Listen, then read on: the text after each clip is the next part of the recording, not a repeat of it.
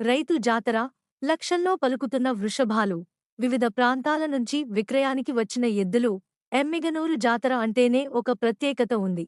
ఈ జాతరలో రైతులు మొదలుకుని చిన్న పిల్లల వరకు వారికి అవసరమయ్యే వస్తు సామగ్రి లభిస్తుంది. దీంతో ఈ జాతరకు తెలంగాణ, కర్ణాటక ప్రాంతాల నుంచి జనాలు ఈ జాతరకు తరలివస్తారు. ప్రధానంగా రైతులకు అవసరమయ్యే చెర్నాకోలు, చెలకోల మొదలుకుని వృషభాలు, వ్యవసాయ పనిముట్లు లభిస్తాయి.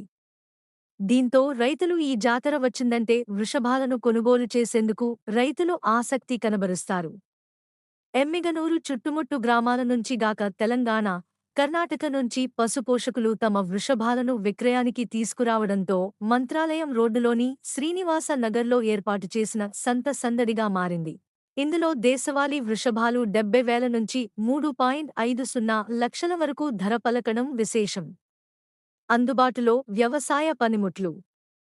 రైతులకు వ్యవసాయంలో అవసరమయ్యే వివిధ రకాల వ్యవసాయ పనిముట్లు సైతం జాతరలో వ్యాపారులు రైతులకు అందుబాటులో పెట్టారు.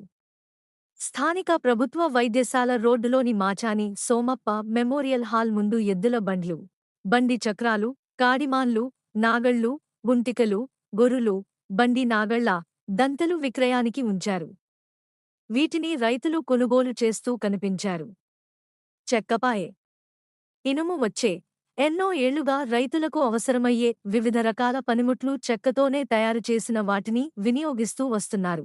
అయితే గత కొన్ని సంవత్సరాల నుంచి చెక్క స్థానంలో ఇనుముతో తయారుచేసిన వ్యవసాయ పనిముట్లు పుష్కలంగా తయారుచేసి విక్రయిస్తున్నారు. ఎమ్మిగనూరులో జాతరలో గతంలో చెక్క వ్యవసాయ సామగ్రి కనిపించేది. అయితే ప్రస్తుతం వాటి స్థానంలో ఇనుముతో తయారుచేసిన ఎద్దుల బండ్లు, గొర్రులు, బండి చక్రాలు, దంతెలు, నాగళ్లు కనిపిస్తున్నాయి.